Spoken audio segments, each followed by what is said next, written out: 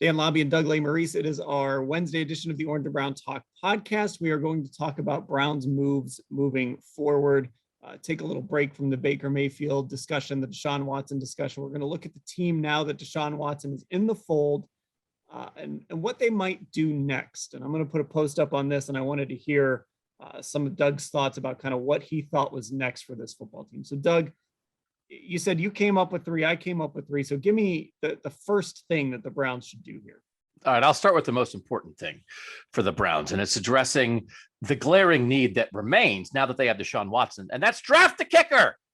And like I'm 30% being funny, but they don't have a kicker. And I don't know that the kicker for them is out there in the world right now. I don't know that he's floating around in free agency. So I continue to be like super interested in them drafting a kicker. And it's interesting to watch them because they threw in this extra, there's this extra fourth round pick that we didn't initially know. That's part of the Watson trade. So they don't have their first rounder this year, and they also don't have their fourth rounder this year, right? So they have. Well, they do have their own fourth rounder. They actually gave up the one they got from Detroit last year. So, so it's two picks we thought they'd have that they don't.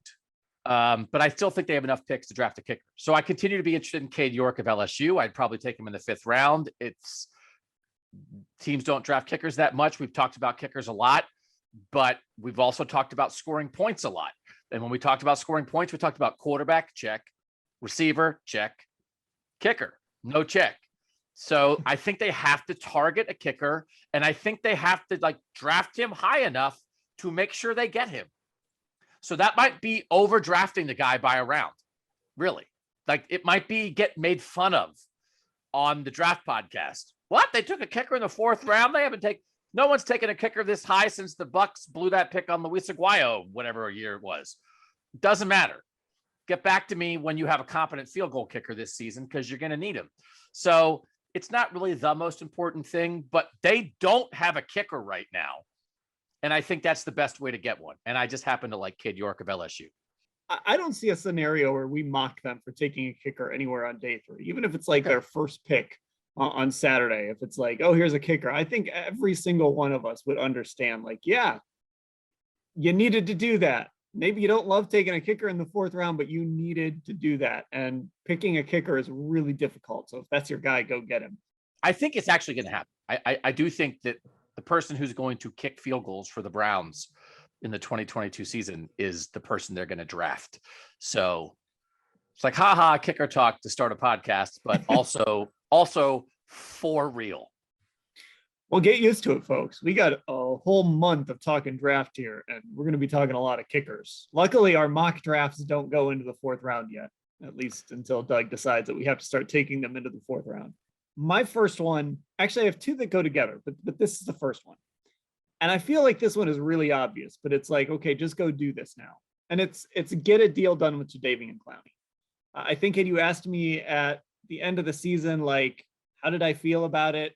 It was sort of okay, if he's looking for 15, 16 million, if he's looking for 3 or 4 years, I'm not doing it. But I think we've reached a point in the edge rush market in the free agency period where it's if we're talking 2 years, $12 million or even $14 million, I think you do that. I think him and Miles are just this dynamic pairing.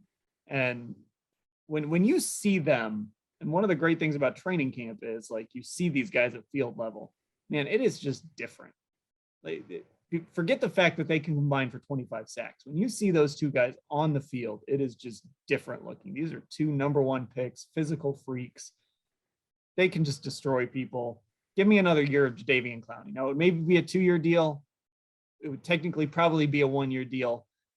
But just give me Jadeveon Clowney back. That's the guy, I think, at this point, if we're talking free agent edge rushers. And I have another piece to this as well.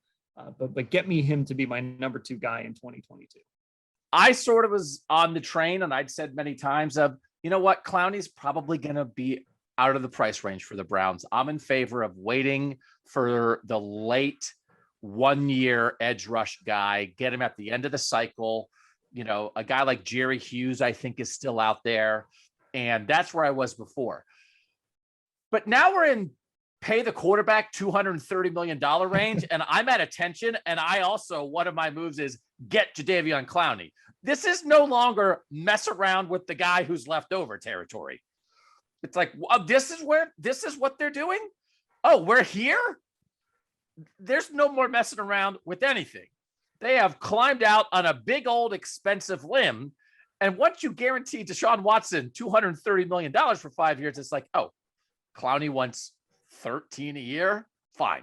Whatever he wants. Like, what are you throwing? Because on the one hand, it's like, well, now you're spending a lot of money on a quarterback, so you've got to be smart, whatever. But on the other hand, the salary cap is fake. Money isn't real. We're in the casino. It's 3:00 in the morning. Money has lost all meaning to us.